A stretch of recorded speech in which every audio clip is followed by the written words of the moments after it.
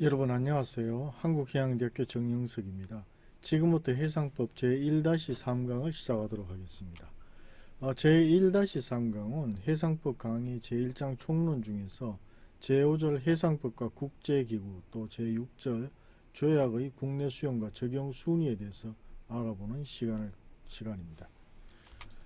먼저 제5절 해상법과 국제기구에서는 여러가지 해상법 관련 국제기구 중에서 국제해사기구, 국제유료오염보상기금, 국제해법회에 대해서 알아보도록 하겠습니다. 먼저 국제해사기구에 대해서 알아보겠는데요. 이 IMO는 1948년 제네바 국제회의에서 IMO 협약이 채택되고 1958년 이 협약이 발효됨에 따라서 1959년 1월에 창립총회를 개최함으로써 설립이 되었습니다.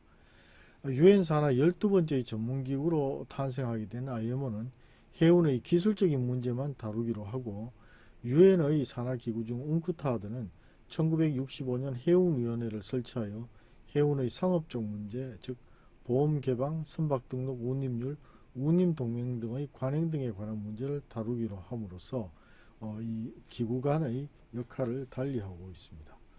IMO의 설립 목적은 국제교역에 종사하는 해운업에 영향을 미치는 모든 형태의 기술적 문제에 관하여 정부가 수행하는 규정이나 지침에 있어서 정부 간 상호 협력 촉진을 위한 장치를 제공하는 것과 해상안전, 효율적인 항해 및 선박으로부터의 오염 방지 및 통제와 관련한 최고 수준의 실질적인 기준을 제정하고 촉진하는 것이라고 하겠습니다.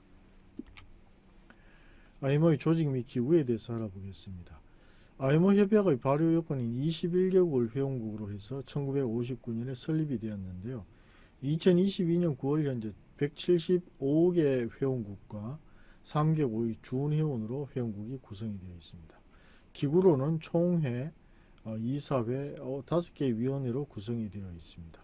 이 5개의 위원회는 해양환경보전위원회, 해사안전위원회, 기술협력위원회, 간소화위원회와 법률위원회입니다. 이제 총회는 최고 의결기구로서 모든 회원국으로 구성이 되며 정기총회는 2년마다 한 번씩 개최되고 필요할 때 임시총회를 개최하게 됩니다. 이 총회에서는 사업계획, 예산 표결과 기구의 재정계획 결정에 관한 책임을 지게 되고 이사회 회원국을 선출하게 됩니다. 이사회는 정기총회에서 차기 2년 임기 이사회 회원국을 선출하는데요. IMO의 집행기관이고 총회의 동의하에 기구의 사업계획을 감독할 책임을 지고 있습니다. IMO 협약 제15조 제2항에 의해서 총회에서 보유한 해사 안전과 오염 방지를 정부에 공고하는 기능을 제외하고 총회 기간 중 총회의 모든 기능을 수행하게 됩니다. 5대 기능으로는 기구 각 조직의 활동 조정, 사업계획 프로그램과 기구의 예산을 심의하고 이것을 총회에 제출하는 기능, 또 위원회와 다른 조직의 보고와 제안의 접수 및 필요한 해설과 공고를 총회와 회원국에 제출하는 기능, 총회의 승인에 따른 사무총장 임명 기능, 총회의 동의를 얻어 여차 기구와 연관된 조약 또는 협정의 체결 기능 등이 있습니다. 2022년과 2023년 이사회의 구성을 보면 A그룹, B그룹, C그룹으로 크게 나누어지는데요. A그룹은 국제해상운송업 분야에서 최대 이해 관련 10개국이 포함이 되고요. B그룹은 국제해상교역에서 최대 이해 관련국 10개국, C그룹은 A그룹과 B그룹에 해당되지 않는 국가로서 해운 또는 항해에 특별한 이해관계를 가진 국가로서 각 주요 지역의 대표성을 갖는 20개국으로 구성이 되는데요. 우리나라는 현재 A그룹 이사국에 해당이 된다고 하겠습니다. 위원회는 해사안전위원회를 비롯한 5개 위원회로 구성이 되어 있다고 했는데요. 먼저 해사안전위원회는 기술에 관한 최고 의결 기구로서 모든 회원국으로 구성이 됩니다. 항로 표지, 선박의 건조와 설비, 안전을 위한 승무 정원, 해상 충돌 예방 규칙, 위험 화물의 취급, 해상 안전에 관한 절차와 요건, 수로 정보, 항해 일지 및 항해 기록, 해양 사고 조사, 해난 구조와 해상 안전에 직접적인 영향을 미치는 기타 문제에 관련된 사항을 심의하게 됩니다. IMO 협약에 의해 부여된 어떤 임무 또는 국제기구의 동의하에 또는 IMO에 의해 부여되고 채택된 사업계획에 필요한 임무를 수행하게 되고요. 총회에서 채택된 안전에 관한 권고와 지침서의 심의와 제출 책임을 지고 있습니다. 확대 MSC는 솔라스와 같은 협약 개정사항을 채택하는 위원회인데 모든 회원국뿐만 아니라 심지어 비회원국이라도 해당 협약에 참여하는 모든 국가를 포함하게 됩니다. 또 해양환경보호위원회 MEPC는 회원국으로 구성이 되며 선박으로부터 오염의 방지와 통제에 관련된 문제를 심의하게 됩니다.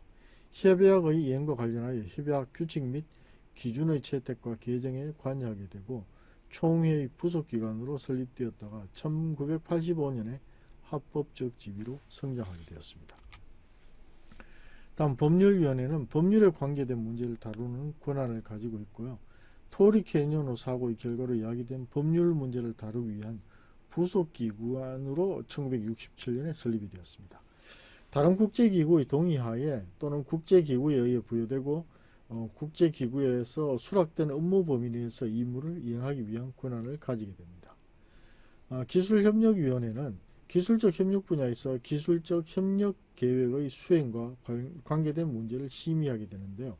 1969년에 이사회의 부속기구로 설립되었다가 IMO 협약 개정 의정서가 1984년에 발효되면서 상설위원회로 승격되었습니다. 또 간소화위원회는 이사회의 부속위원회로서 1972년 5월에 설립이 되었는데 IMO 내에 불필요한 형식과 국제해운업에서 형식적인 것을 제거하는 작업을 하고 있습니다. 소위원회는 7개가 구성이 되어서요. MSC와 MEPC를 보조하고 있는데요. 인적요소 훈련 및 감시에 대한 소위원회인 HTW, IMO 기구 이행에 대한 소위원회, 또 내비게이션 통신 및 수색 및 구조에 대한 소위원회 NCSR, 오염 방지 및 대응 분과위원회 PPR, 선박 설계 및 건설위원회 SDC, 선박 시스템 및 장비 분과위원회 SSE, 화물 및 컨테이너 운송 소위원회 CCC 등이 있습니다. 사무국은 런던에 소재하고 있고 사무총장과 약 300명의 직원으로 구성이 되어 있는데요. 현재는 한국해양대학교 출신의 임기택 박사가 사무총장을 맡고 있습니다. 지역 조종관으로는 코트디부아르, 가나, 케냐, 필리핀, 트리니다드, 토바고에서 기술 협력 활동을 위한 5명의 지역 협력관이 활동을 하고 있습니다. 다음은 국제유류오염 보상기금에 대해서 알아보겠습니다. 1967년 3월 영국 해안에서 발생한 토리 캐니언호의 유류오염 사고로 인하여 유조선으로부터 발생한 유류오염 손해에 대한 배상 책임 제도가 필요하다는 인식을 하게 되었습니다. 이러한 인식하에 IMO의 노력으로 1969년 책임협약이 제정되고 1971년에 이 책임협약을 다시 보완하는 1971년 국제기금협약이 채택되었는데요. 1971년 기금협약의 집행조직으로서 국제유류오염 보상기금 즉 IOPC 펀드가 설립이 되었습니다. IOPC 펀드는 2002년 5월 24일 71년 FC가 정지가 되고 현재는 1992년 IOPC 펀드와 2003년 SFC 펀드가 운영이 되고 있습니다. 다음은 설립 목적에 대해서 알아보겠습니다. IOPC 펀드는 책임협약에 의하여 부여되는 보호가 불충분한 부분의 오염 손해에 대하여 보상을 제공하고 책임협약에 의하여 선박 소유자에게 부과되는 추가적인 재정적 부담에 대하여 선박 소유자를 구제하는 것을 주된 목적으로 하고 있습니다. 이러한 IOPC 펀드는 각 당사국에 있어서 그 국가의 법률에 의거하여 권리와 의무를 가질 능력을 가지게 되는데요. 그 국가 법원의 법적 절차에 있어서 당사자 능력이 있는 법인으로 인정이 됩니다. 또 각 당사국은 기금의 관제인을 기금의 법적 대표자로 인정하게 됩니다. 주요 기능으로는 유류오염 사고가 발생하여 선박 소유자의 책임 한도가 초과되는 경우 등에 있어서 피해자의 유류오염 피해 보상 청구의 접수 및 보상과 화주의 국제기금 분담금의 청구, 수령, 관리 등의 업무를 수행하게 됩니다.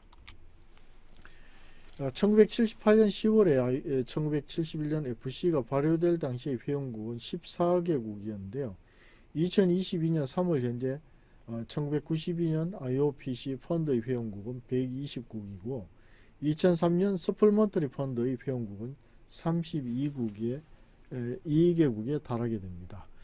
이러한 IOPC 펀드의 회원국 분포도는 보면 전 세계적으로 이렇게 구성이 분포가 되어 있습니다. 총회는 1992년 IOPC 펀드 및 2003년 서플멘터리 펀드가 각각 1992년 FC 및 2003년 SFC에 대한 채약국으로 구성이 됩니다. 매년 10월 정기총회를 개최하며 차기 정기총회까지 의장과 부의장 2명을 선출하게 됩니다. 특별총회는 필요할 때만 개최가 되고요. 기금의 최고 의결기구로서 연차 예산 및 조직에 대한 분담금을 결정하게 됩니다. 재무제표 승인, 외부 감사 임명, 내부 및 재무 규정 채택, 옵서버 자격 승인 등의 업무를 수행하게 됩니다. 회원국의 단순 과반수 출석으로 총회의 정족수를 구성하게 됩니다. 다음은 집행위원회에 대해서 알아보겠습니다. 1992년 기금총회에서는 총회 정족수에 미달할 경우 집행위원회가 소집되는데 집행위원회의 정족수는 25개국의 회원국으로 구성이 됩니다. 1992년 FC 펀드는 최근 회원수의 증가와 회원국의 출석 부족으로 인하여 여러 차례 총회를 개최하지 못하고 집행위원회가 총회를 대신하여 열렸습니다.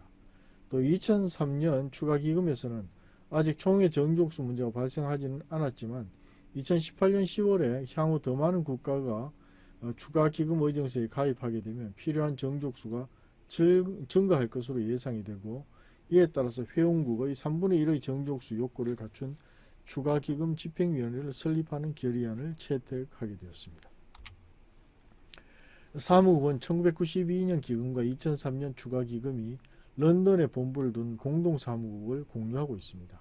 2021년 12월 31일 현재 24명의 직원이 근무를 하고 있고요.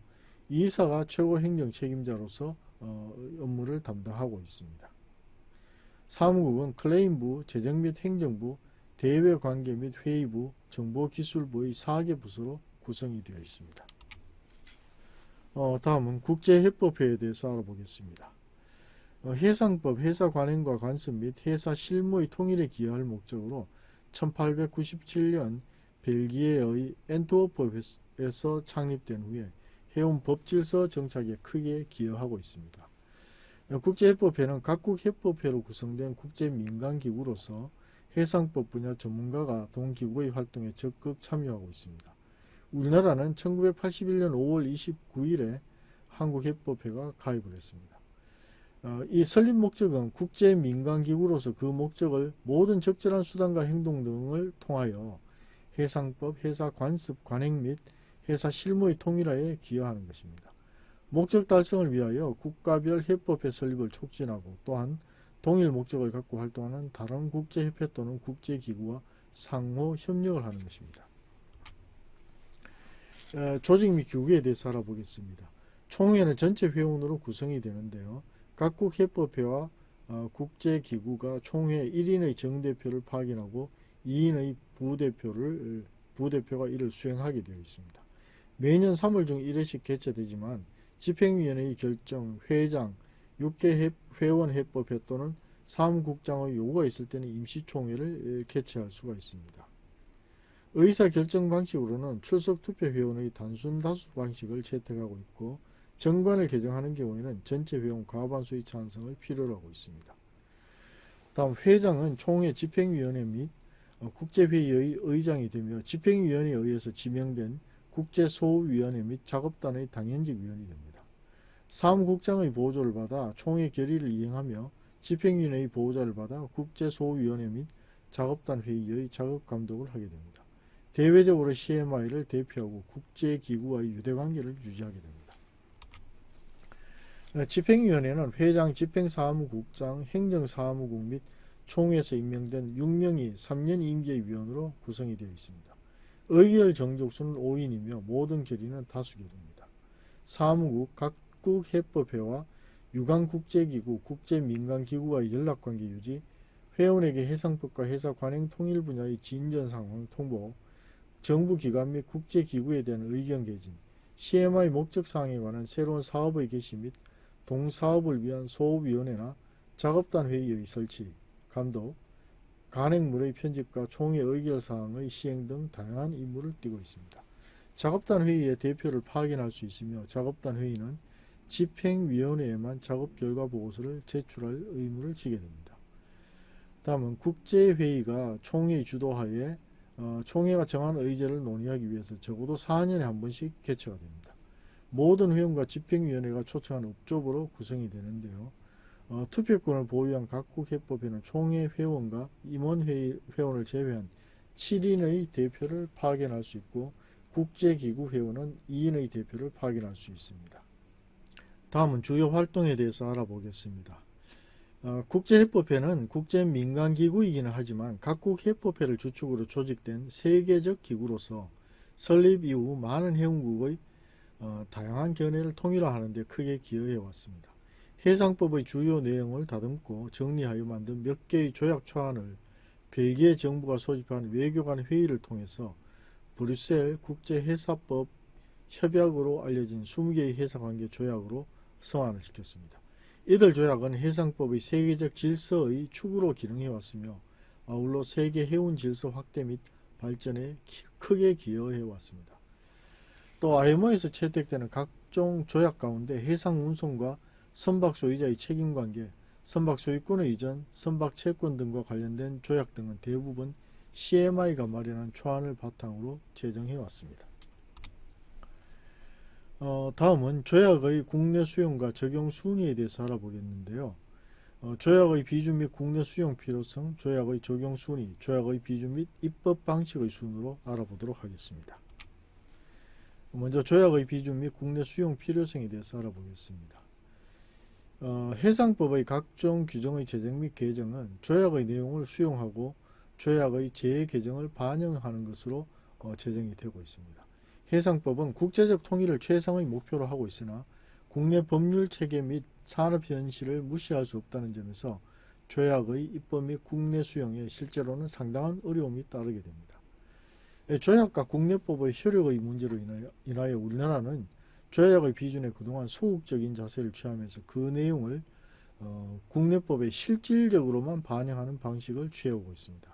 우리나라의 해운력이나 IMO 등의 국제기구에서의 역할 등을 고려하면 조약의 내용만 국내법으로 입법하거나 조약의 정신만 국내법의 일부로 받아들이는 방법은 해운 분야에서의 국제적 위상에 부합하지는 않습니다. 국익에 배치되지 않는다면 조약에 적극적으로 가입 비준하고 이 내용을 가급적 원문 그대로 국내법으로 수용함으로써 채약국으로서 역할을 능동적으로 수행할 필요가 있다고 하겠습니다. 다음은 조약의 적용 순위에 대해서 알아보겠습니다. 먼저 국내법과의 우선순위에 대해서 알아보면요. 헌법에 의하여 체결된 조약은 국내법과 같은 효력을 가지게 됩니다. 조약에 가입하면 그 조약은 원칙적으로 국내법과 같은 효력을 가지게 되는데요. 다만 국가나 국민에게 중대한 재정적 부담을 지우는 조약 및 입법사항에 관한 조약은 국회의 동의가 있어야 합니다.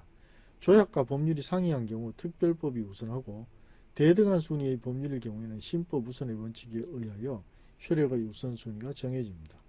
국내에서의 효력을 의미하는 것이므로 조약이 헌법이나 타 법률과 충돌하여 국내에서 그 효력을 상실하는 경우라 하더라도 조약의 채약국으로서 국제법상의 책임도 당연히 면제되는 것은 아닙니다.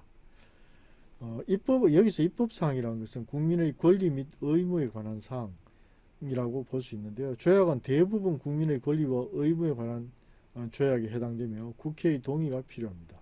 조약과 헌법이 충돌할 경우에는 국내에서는 조약보다 헌법이 우선적 효력을 가지게 되는데 조약은 여타 법률과 마찬가지로 위헌심사의 대상이 되기도 합니다.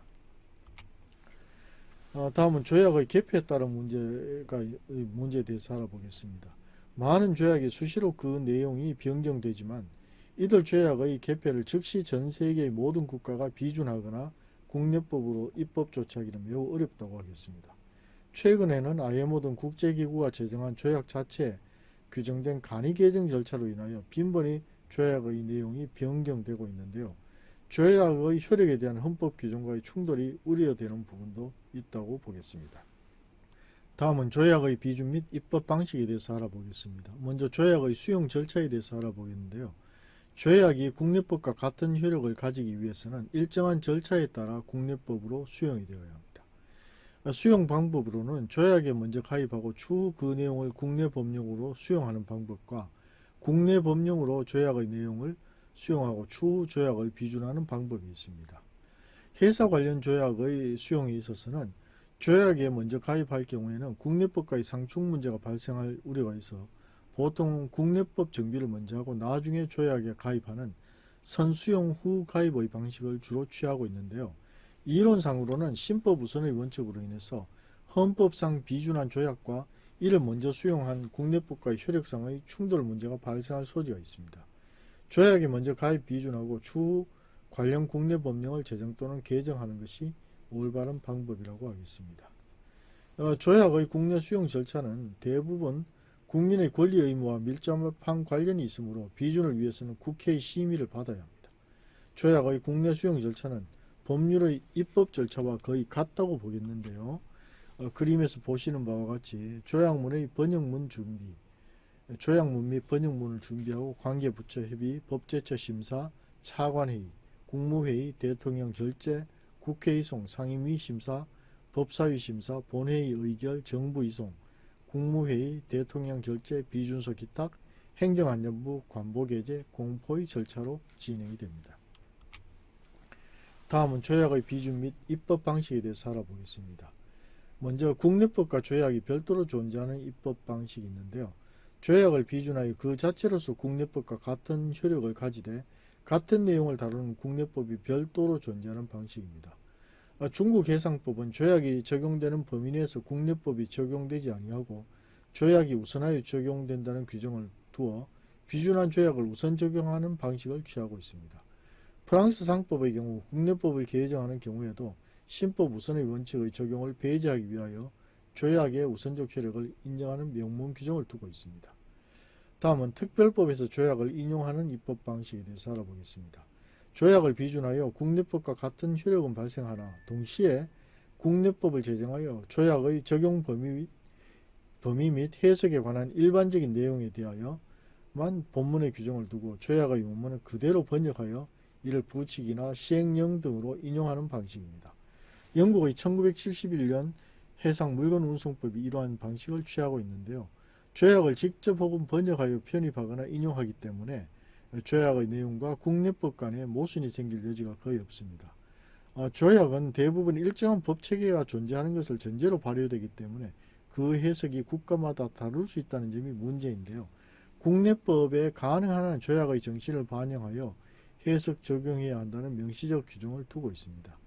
조약의 시행을 위한 입법 조치나 조약을 확대 적용하는 조항도 삽입할 수 있습니다. 다음은 특별법에서 조약을 실질적으로 수용하는 입법 방식에 대해서 알아보겠습니다.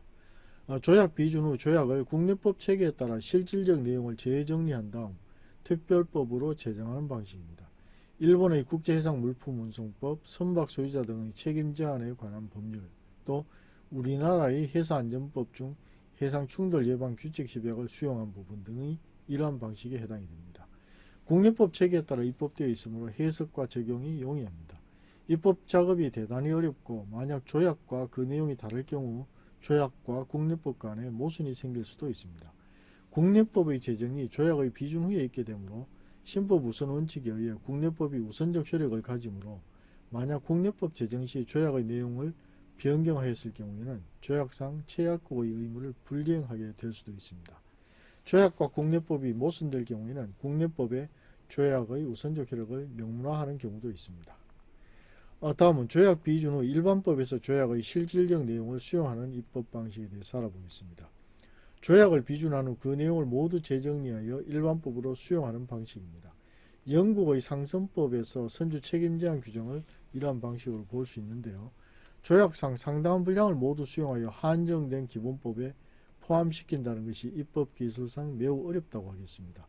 조약의 개폐에 따라 적시에 국내법을 개폐하기가 쉽지 않고 신법 우선의 원칙이나 특별법 우선의 원칙에 의하여 국내법의 효력이 상실될 수도 있습니다.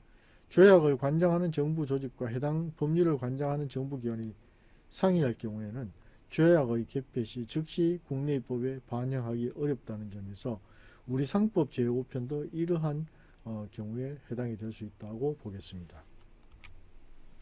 다음은 조약을 비준하지 않고 일반법에서 조약의 실질적 내용을 수용하는 입법 방식에 대해서 알아보겠습니다. 조약은 비준하지 않고 그 실질적인 내용을 재정리하여 일반법에서 수용하는 방식인데요. 상법은 법무부에서 관장하고 있고 해사국제조약은 해양수산부에서 관장하고 있어서 조약의 개폐를 즉시 반영하기 어려운 경우 이러한 이유 때문인지 상법 해상편의 대부분 내용은 조약의 내용을 수용하고 있지만 관련 조약을 비준하고 있지는 않습니다. 조약의 미가입으로 인한 비난을 감수해야 하고 조약 채약국의 지위를 포기하게 되는 문제점이 있습니다. 조약상 상당한 분량의 법령 내용을 모두 수용하여 한정된 기본법에 포함시킨다는 것이 입법 기술상 매우 어렵다고 하겠습니다. 경우에 따라서는 조약의 내용을 수용하였다고 국제적으로 인정받지 못하기도 합니다. 이 상법은 헤이그 비스비 규칙의 내용을 실질적으로 수용하고 있으나 P&I 클럽 등의 해운 관련 기관이나 법원에서 동조약의 미가입 국가로 분류가 되고 있습니다. 조약을 관장하는 정부 조직과 해당 법률을 관장하는 정부기관의 상의로 인하여 조약의 개폐를 즉시 입법에 반영하기도 어려운 점이 있다고 하겠습니다. 자, 우리나라가 채택할 수 있는 입법 방식은 어떠한 것이 있을까요?